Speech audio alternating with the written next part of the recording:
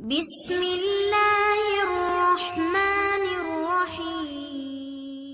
ایک کفن چور کا واقعہ جو ہر نئے دفنائے ہوئے مردے کا کفن چرا لیا کرتا تھا۔ ایک رات اس کے ساتھ قبرستان میں کیا معاملہ پیش آیا، آئیے جانتے ہیں۔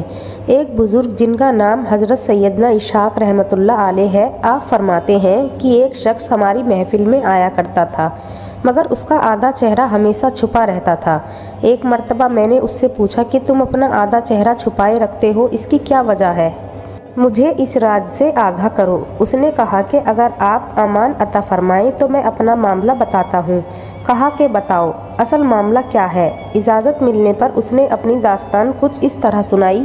اس نے کہا کہ میں کفن چور تھا، میں نے کئی قبروں سے کفن چرائے۔ جب بھی کسی قبر کے متعلق معلوم ہوتا تو فوراً وہاں پہنچ کر کفن چرا لاتا۔ ایک مرتبہ ایک عورت کا انتقال ہوا، جب اسے دفنا دیا گیا تو میں فوراً قبرستان پہنچا۔ جب اینٹیں ہٹا کر کفن کی ایک چادر ہٹائی اور دوسری چادر کھینچنے لگا تو اچانک اس عورت کی بے جان جسم نے حرکت کی اور چادر کو تھام لیا۔ میں نے کہا، تمہارا کیا خیال ہے، تم مجھ سے جیت جاؤ گی؟ ایسا نہیں ہو سکتا، یہ کہہ کر میں گھٹنوں کے بل بیٹھ گیا اور پوری طاقت سے کفن کھینچنے لگا۔ اسی وقت اس عورت نے مجھے ایک زوردار تھپڑ مارا، جس کے درد کی شدت سے بے قرار ہو گیا اور میرے چہرے پر بہت زیادہ جلن ہونے لگی۔ یہ کہہ کر اس چور نے اپنے چہرے سے کپڑا ہٹایا تو اس کے گال پر انگلیوں کے نشان چھپے ہوئے تھے۔ میں نے کہا، اچھا پھر کیا ہوا؟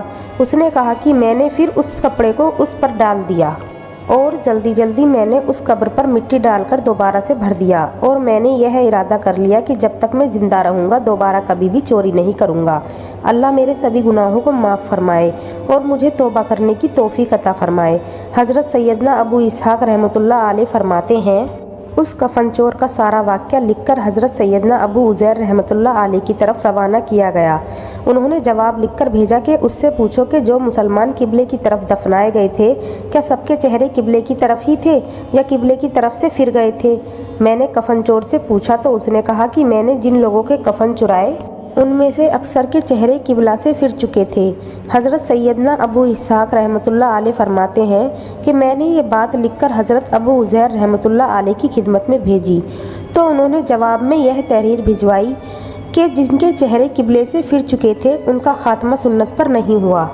پیارے دوستو، اللہ ہمیں اپنے حفظ و امان میں رکھے اور ہمارا خاتمہ حضور صلی اللہ علیہ وسلم کی سنتوں پر فرمائے۔ اس داستان عبرت میں ہمارے لیے عبرت موجود ہے کہ کتنا تسویحناک معاملہ ہے کہ جو لوگ سنت سے منہ موڑ لیتے ہیں وہ کام شریعت کے مطابق نہیں ہوتے، اور جو دنیا کو دین پر ترجیح دیتے ہیں ان کے ساتھ قبر میں بے انتہائی معاملہ ہوتا ہے۔ دوستو، قبر اور آخرت میں لمحہ بھر کا عذاب بھی برداشت سے باہر ہوتا ہے۔ ہمارے نازک جسم جہنم کی بھڑکتی ہوئی آگ کا مقابلہ نہیں کر سکتے۔ اگر اسی طرح غفلت بھری زندگی گزارتے رہے اور اسی حالات میں موت آ گئی تو وہاں ذلت اور رسوائی اور دردناک عذاب کا سامنا کرنا پڑے گا۔ میرے دوستو، جلد سے جلد اپنے گناہوں سے توبہ کر لیجئے اور رو رو کر اللہ تعالیٰ سے معافی مانگ لیجئے۔ اللہ تعالیٰ ہم سب کے گناہوں کو معاف فرما، آمین۔